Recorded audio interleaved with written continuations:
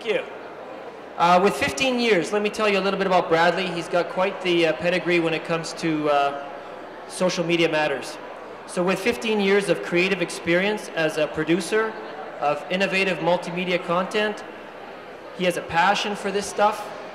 He is a pioneer in media-rich computer-based and mobile content, and a well-versed commentator on the new media and web 2.0.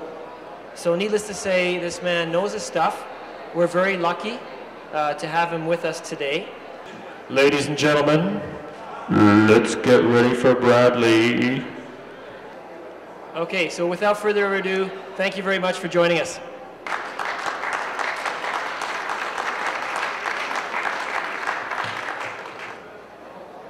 Evan Esar once said that public speaking is the art of diluting a 2-minute idea with 2 hours of vocabulary.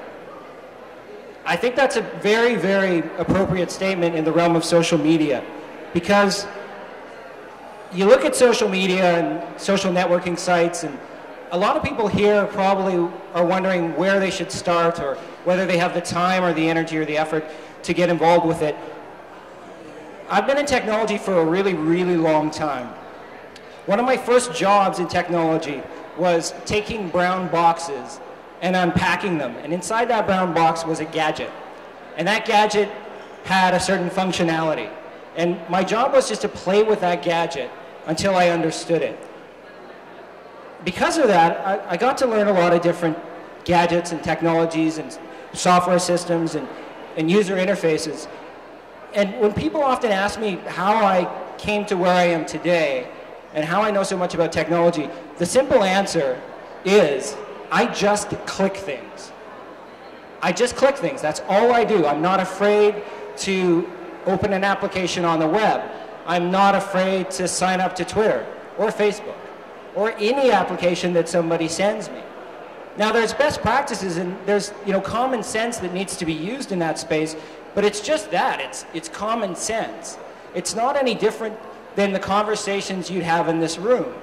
And this is the thing that you have to understand about social media. Right now, what you're doing is social. We're in a room, you're meeting people that might have a certain idea, an association, and you want to have a conversation with those people. You want to exchange business cards, get to know them, and find common ground if you can in any way, shape, or form.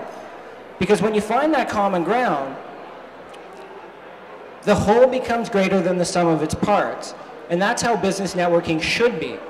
So it makes complete sense and is completely logical that you would use social media for your business. Now, people are, again, very afraid of it because they think to themselves, where do I start? I was having a conversation the other night, and on a greater sort of enterprise platform, they think it's about there's a term we use called compliance, that you don't want to say something you shouldn't say. But just like in a conversation in this room, there's certain things that are appropriate and certain things that are inappropriate. So the simple thing to figure out is what's appropriate for you, your business, and yourself as an individual. And it's such a wide open ocean that I can't tell you how exciting it is once you just dip your toe into it. I'll give you an example. At M2O, my company, when we founded it, we knew that it'd be very important for us to have what's called a triple bottom line. We wanted to make sure that what we did gave back to the community. So we had a mandate around sustainability, and even more importantly, we had a mandate around the community. And we decided that we would earmark 10% of our work to the community in Vancouver. So what that means is, let's say we do 10 projects or properties or even a video. With 9 done, we knew that we'd give the 10th away for free. So that creates a challenge around scalability, a challenge around managing our resources. And there was a time when it came time to do one of those projects, and we were really busy. We didn't have a lot of time. And it was a tough decision because we were sitting there going, do we even embark on giving something away for free right now, or do we play it safe and just sort of forget about this for a while? Well, I sat down and tried to pull a couple of my team members into a meeting because at the time there was an issue that was at the forefront in Vancouver around homelessness. So we wanted to do a video and a digital media strategy around homelessness in Vancouver. And oftentimes when you have to come up with a really good concept, it takes time to think about it. You want to bounce it off people. You want to find out if it's the right idea and generally percolate on it for a little while before you know it's the right move and the right strategy. So we had no time, and I tried to pull a couple of my team members in, and they were just slammed. They were way too busy. And what I realized was, I got an idea.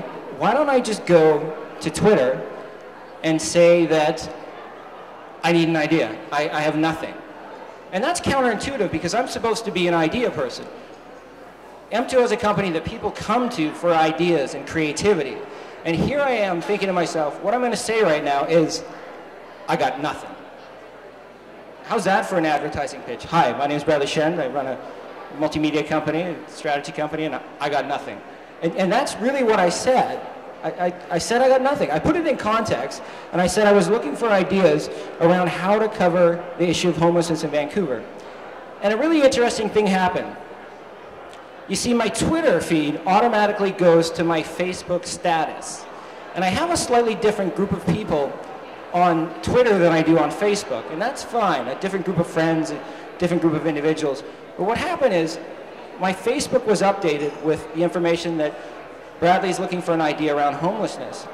And a friend of mine named Isabel, who has nothing to do with my industry, absolutely nothing, saw it and went, hey Bradley. And this is right at a time when the trees in our most beautiful jewel in Vancouver, Stanley Park. We have a beautiful park called Stanley Park with some old growth forest and some beautiful trees. Unfortunately and tragically, several of those trees had been blown over. And it was just a scar on our beautiful city.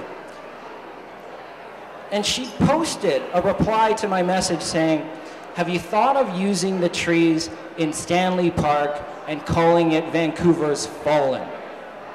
And I was like, Vancouver's Fallen, that's brilliant. Because what you need in that case is something that's, on the face of it, not so unappealing, because it's such a difficult issue, people don't even want to look at it. But something as beautiful as the trees in Stanley Park and a catch like Vancouver's Fallen was a perfect foil to enter the conversation. Well, an amazing thing happened with that. What happened was, no sooner had she posted that than we started talking about what we were going to do. We decided to go to Stanley Park and film the trees in black and white. That my friend Robert Ernest, who's a commercial photographer, who bills a handsome sum of money to be out in a day of photography, said, hey, you know what? I'd be happy to shoot the streets of Vancouver for you.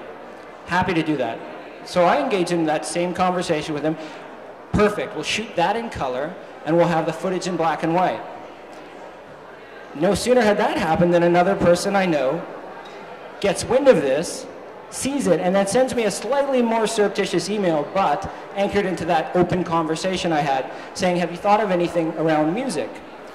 So sure enough, in about 24 hours, we've shot our footage, we've crowdsourced our creative and our concept, it's been tested and vetted by the community, and we've wrapped it up. And the secret email that I got was from a friend of mine who, again, saw the email that works for Network Records. And that person put a call in to see if we could get music licensing. And if you've dealt with music licensing, it can be a very difficult thing. And in the space of 48 hours, we had the rights to use a Sarah McLachlan track called Angel, which is somewhat famous, and in music licensing terms, $1 million in a suitcase. We had that handed to us all because I decided that I would share what I needed to accomplish with my community, openly and honestly. And the community rallied and supported around me as a result of that.